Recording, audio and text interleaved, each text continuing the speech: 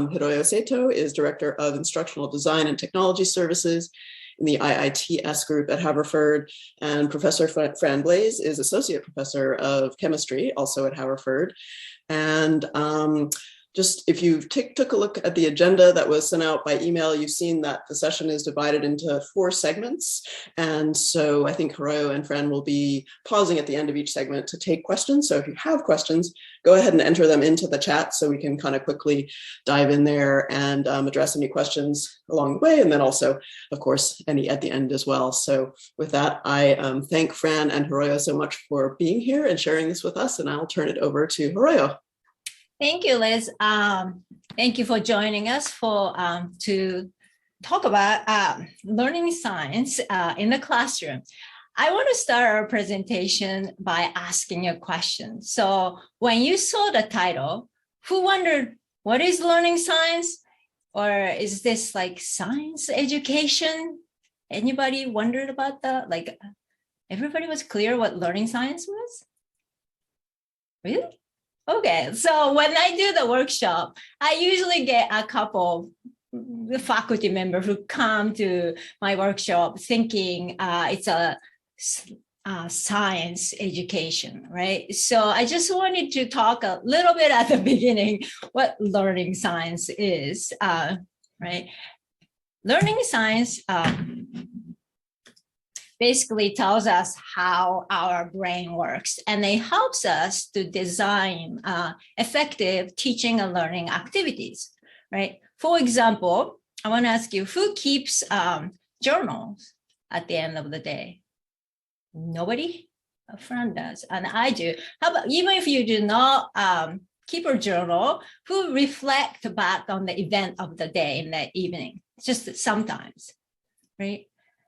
Sometimes. Okay, so the people who think about it at the end, how much of what you recall in the evening do you intentionally try to memorize? Oh, this is important. I want to remember. Who thinks like try to do at least 50% of the time that you remember? Anybody? Like, oh, this event is really important. I want to remember this check. No, nobody, right? Nobody does. Then why do we remember those things? Like a lot of things happen in 24 hours, right? We forget most of what happens. Forgetting is good for our sanity, right? If you remember everything, you will go crazy. So why do you remember those 2 or 3 or things? Anybody? Why do you remember? What do you do to those things you remember later?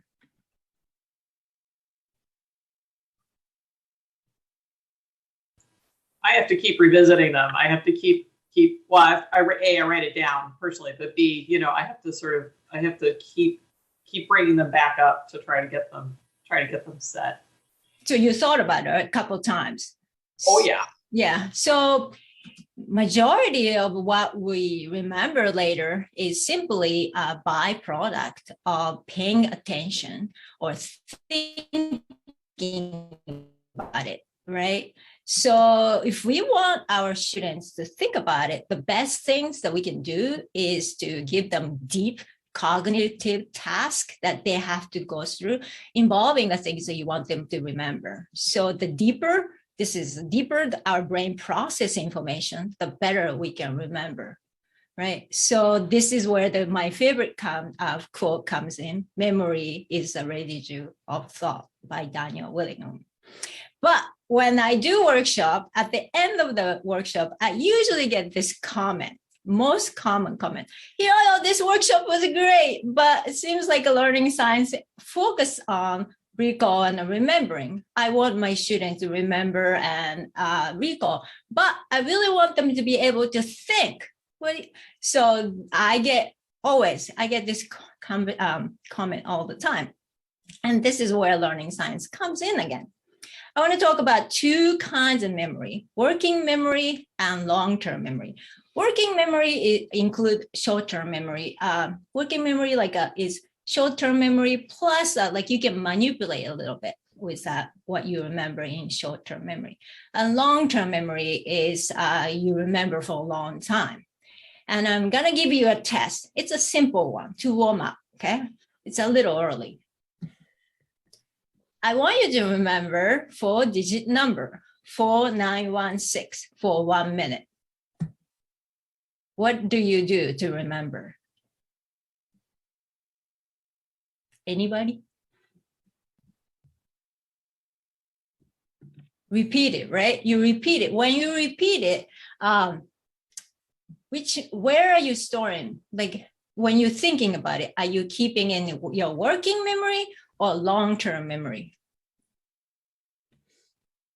Which one are you using? We're getting a lot of working. Yes. Oh, yeah. Oh, sorry. That will be helpful, Fran, if you could just read, because it's kind of working memory. So when you're conscious and thinking about it, we're using working memory. We have to use your working memory, right? Okay, I'm going to give you a little more challenging task. What is 49 multiplied by 16? Can you figure it out in your head? Anybody? Math professor here? Nobody? It's hard, right? I hope.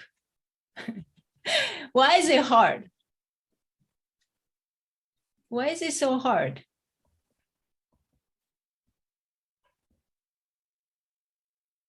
Compared to the first one.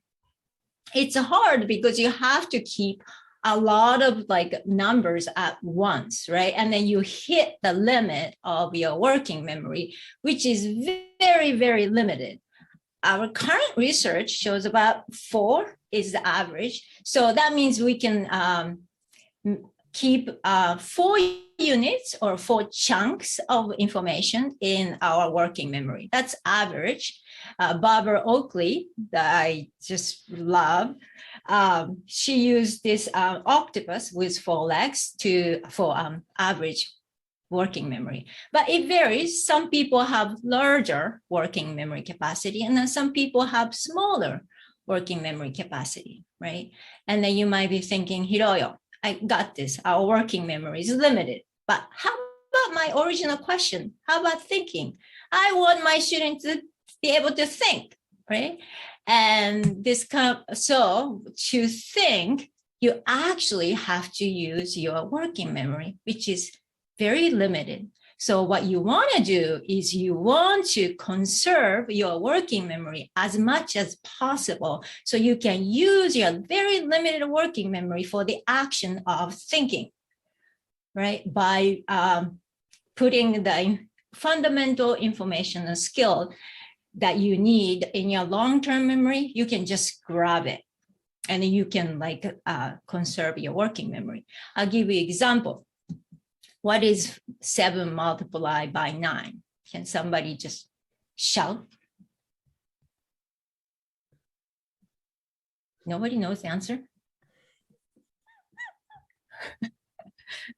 Really? 63. 63. Did you actually perform the calculation in your head? No, that comes from 2nd grade. Yes, everybody learned. You did not actually perform, right? You didn't use your working memory much. You just grabbed thanks to the multiplication table stored in your long-term memory when you're 2nd grade, you just grabbed it. So once you have the information or skill, you can perform automatically. When you need it, your working memory can just grab it. And then that frees up the working memory for the other action, like thinking. So do we still need to remember things? You might often hear, you can just look it up, but that's not true. We still need to remember things. And you might hear drill to kill, but it's counterintuitive, but drill actually lead to skill and creative thinking. And you might sometimes get Eureka moment, right? Aha moment. I often get it when I'm showering, right? When I'm not really thinking about anything like specific, my brain's like diffuse mode, right? And Eureka moment happens when you make the unexpected association among existing things. But if you don't have anything in your head, you cannot have the Eureka moment. So you still have to remember things. And this is just a brief introduction of learning science, but we're going to talk more about specific principles. But I just want to pause here if you have any questions. So how did we collaborate, Fran and me? And so at the end of the fall semester 2020, I asked Fran if she could please hire me as a learning consultant. And she's super, super kind all the time. So she said, yes, I was so happy. And for my selfish reason, I'm so happy she's not the provost anymore because we could meet regularly. So we met every Thursday morning at 9 a.m. That was the Zoom meeting I actually look forward to. It was so much fun every week. And then we talked about instructional technology a lot, but also we talked about instructional design a lot. And one of the conversations I remember is Fran told me one of her students watched all the week worth videos in one setting on Saturday, like kind of cramming, binge watching, right? So I remember telling her, well, you might want to like share learning science finding that shows spacing out study is way more effective than cramming. And that was one of the conversations I remember. And then in the summer, I ran a learning science workshop series in August. It was 2 weeks long and 6 weeks total. So 6 hours in total. So it was quite a lot of time commitment for faculty for sure. But I invited Fran and she kindly joined me every single one of them. And then the rest of the presentation, we talk about a couple of principles that we covered and how she integrated them into her organic chemistry. And I want to pause here again. And a friend, if you have anything you want to add here at the point, feel free to. It was a fantastic workshop. I think that I learned a lot. And one of the things I want to say is that Hiroyo really dug into this literature, and it's all based on neuroscience, which to me is fascinating because you'll hear later on in the presentation things, tips and advice about how students learn are somewhat intuitive and things that we've known all along, but now there's real scientific experiments behind it. So, neuroscience is not a brand new field, but it really is exploding and they're really understanding so much about the brain. So that's what I found fascinating. The workshop was a lot of fun, obviously, because Hiroyo was leading it, but this is based in scientific experimentation and data. Thank you. So now we're going to talk about how the brain works and how that relates to learning, right? And I think most of us are in the IT department, right? So what are the basic units of information storage in our hard drive? Anybody? Yep. We have bytes. Yeah, bits, binary. Bits and bytes. Yeah, 0 and 1, right? And then what is the basic unit of memory in our brain?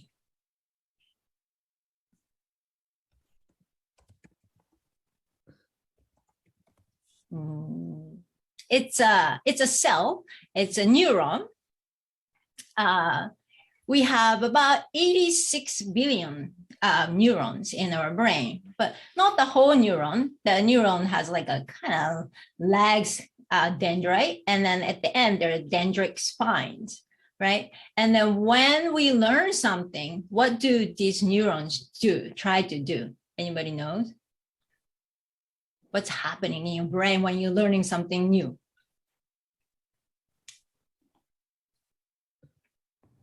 Connection, yeah. So the dendritic, somebody said grow, the dendritic spines grow and then try to connect with their neighboring neurons and then make a chain, like a kind of links and chains. You can think of a chain or a necklace. And the bigger those spines are, the stronger those connections are. So obviously the brain's really complicated. And then so I'm super simplifying things here. But basically the goal of learning is to create lots of these strong neuron links that connected to each other in our long-term memory. Then what's the best way to do that? So what's the most powerful technique to learn most efficiently? In a way, like what gives you the best bang for the buck? It's not like we have unlimited time to study, right? Like if you're lucky to live to like 80, we have like 4,000 weeks to live. So I'm going to give you 4 options. I would like you to pick the most efficient way to learn. Option number 1, it's going to be Paul. Number 1 is reread. You read a textbook, read again, read again. So every time you read, you pick up new information or something. Number 2 is highlight or underline. A lot of students do like yellow highlighter and highlight important parts or something like that. Number 3 is recall or retrieval practice, like using like a flashcard or something. You check your understanding or memory periodically. If you're reading a book, you kind of look away and then kind of summarize what the main topic was for the chapter or page. And then number 4 is a concept map. You look at the textbook and then kind of figure out how each concept or idea are connected to each other, and then you kind of display visually. Who thinks number 1, reread? Who thinks number 2, highlight or underline? Nobody. Who thinks number 3, recall or retrieval? Couple people. Number 4, concept map. So number 3 and number 4 are about the same. I guess a little more concept map. The research shows that recall, retrieval practice is the most effective way. So I think the reread and highlights are underline the most common one, popular one among our students, right? But it's really easy and kind of passive. So it creates an illusion of familiarity. So you have seen it many, many times. It looks familiar when you're checking, but when you go and take the test, you realize the knowledge is not in your head. But recall, on the other hand, retrieval practice is harder because you actually have to think and test your memory. But it's called desirable difficulty, and it helps. And the concept map, a lot of people have probably thought about it, but the research actually shows the recall and retrieval practice is more effective. And when you learn something for the first time from professor or video, you create a really weak link in your brain. But every time you retrieve the links that I talked about, the neuron links get stronger and stronger. So this is called testing effect.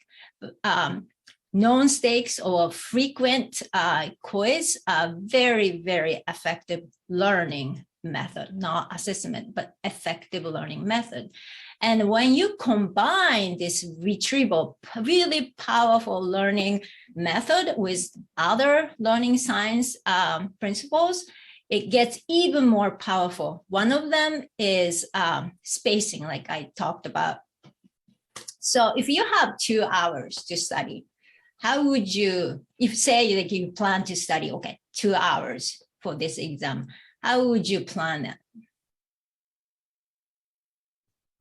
When I was a student, I usually planned 2 hours right before the exam, right?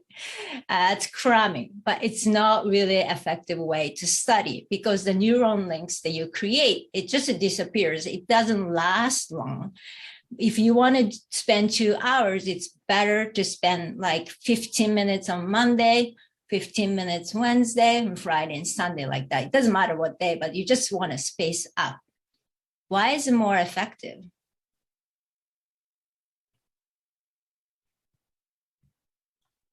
because every time you retrieve, it gets stronger. But the most important thing is the sleep that you have in between. During the sleep, consolidation happens, and the things that you remember, I wanted to study in your brain actually practicing when you're sleeping. And if you actually review the material, like a retrieval practice right before you go to sleep, it's like you're setting up your brain for the right practice you want your brain to be doing. And this is a real, like actual image with a microscope, dendrite, before learning and the before sleep. And then after that, you can see the new dendritic spines are coming out or getting enhanced. So sleep, our students tend to forget about sleep, but sleep is actually really helpful for learning.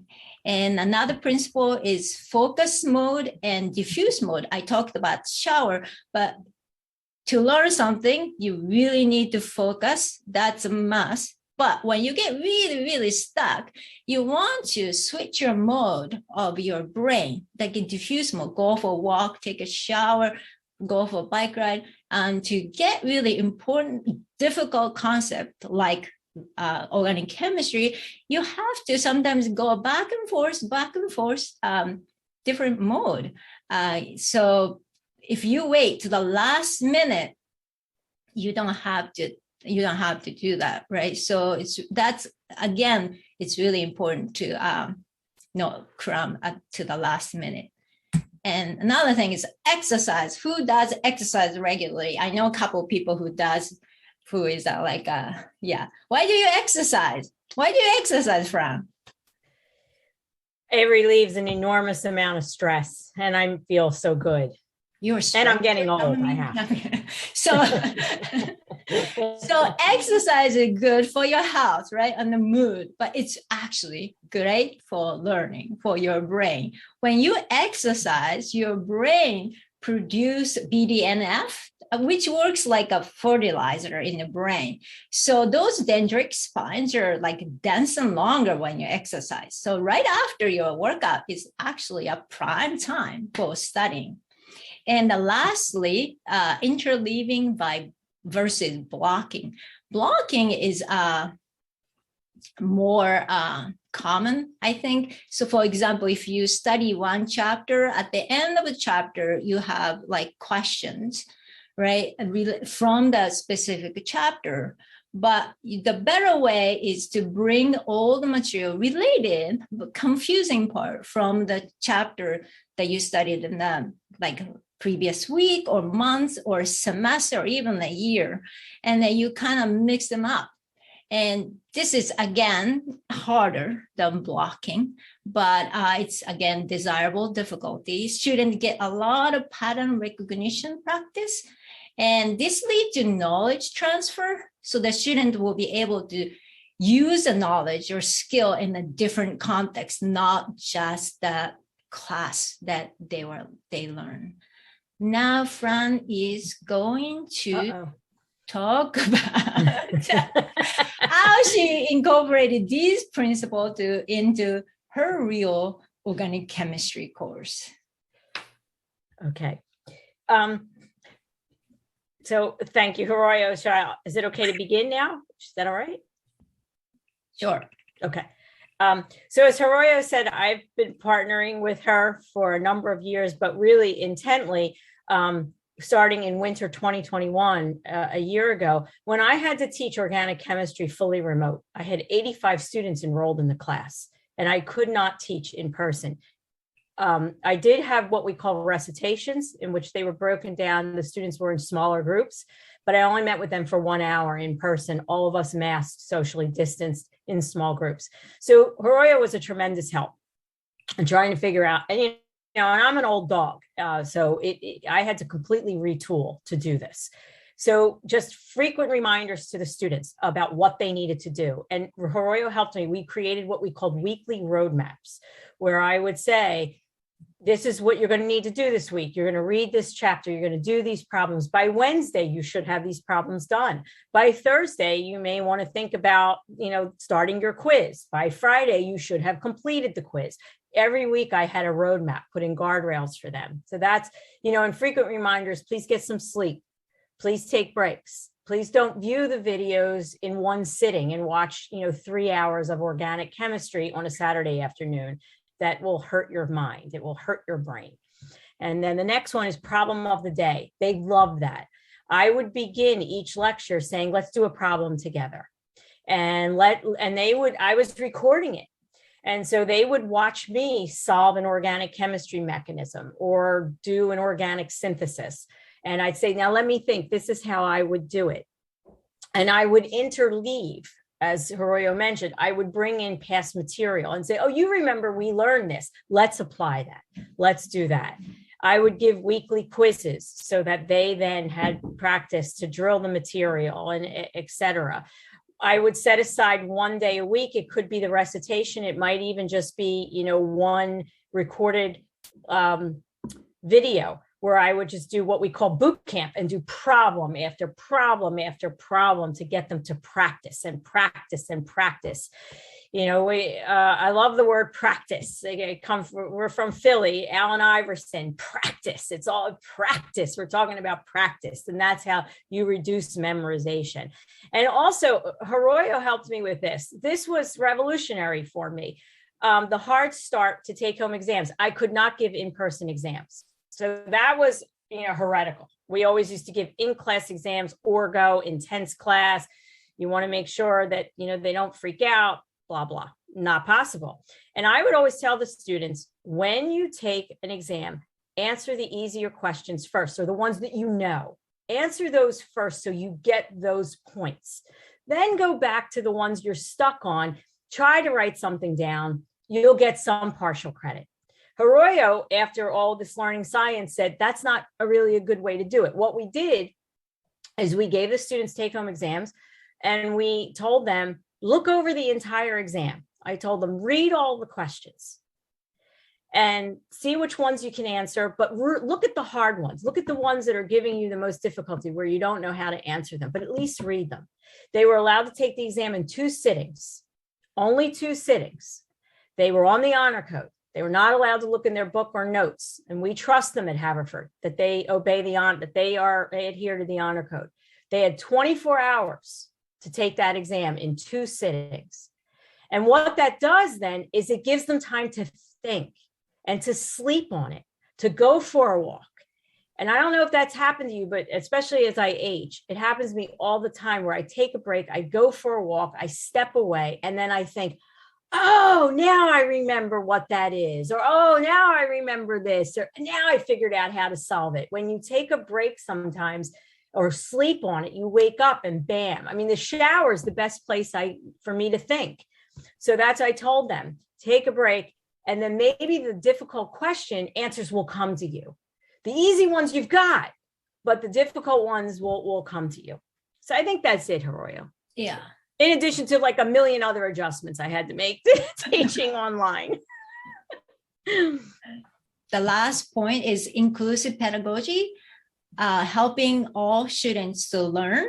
So like I said earlier, people have different working memory capacity. Some people have larger working memory capacity. It's still limited, but smaller. Some learners have smaller working memory capacity. And Barbara Oakley, she calls the learner with a larger working memory capacity LACOL learner, and a learner who has smaller working memory capacity LACOL learners. And LACOL learners and the LACOL learners, they both can get to the same finish line. However, it takes longer for LACOL learner to get to the goal, even though the experience is richer because you can go through various paths and things like that. So one thing that really helpful for LACOL learners, but it actually helps for everybody, is scaffolding. And scaffolding is instead of giving all the information at once and overwhelm them. Just help them each step at a time, right? That's scaffolding. And another thing really helpful is focus on process over product. So one of goals in Fran's class is probably to get a good grade, right? They all want to get a good grade in organic chemistry, but instead of focusing on that goal, you want to help them to focus on building a good process, which eventually lead to the goal, right? In that case, help them to make it a habit to focus on studying the material. So, but is it easy to build a habit of focus in this day and age, right? Who has the tendency to procrastinate the things they don't really want to do?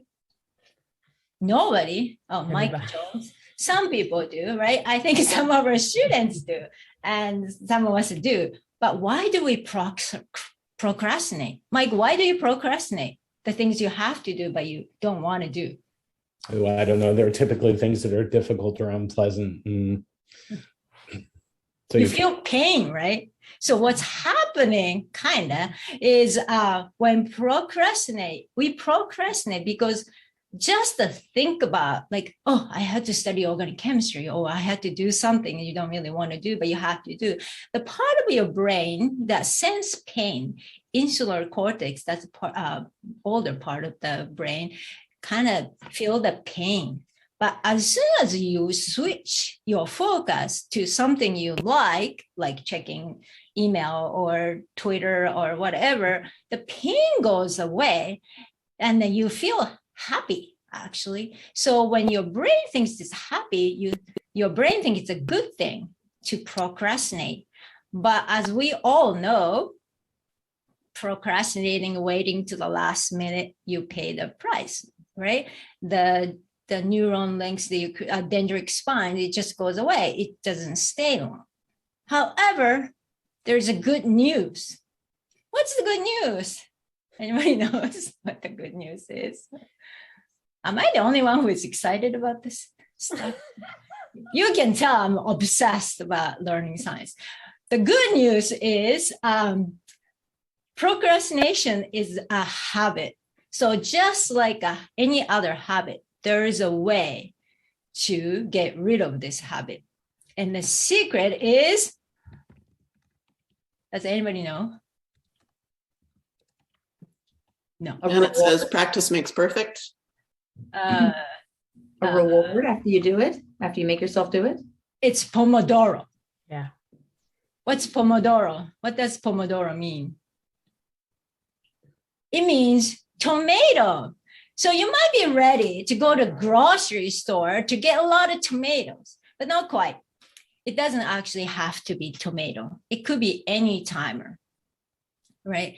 And so how does Pomodoro technique work? So first, you want to get rid of all the distraction you have as much as possible.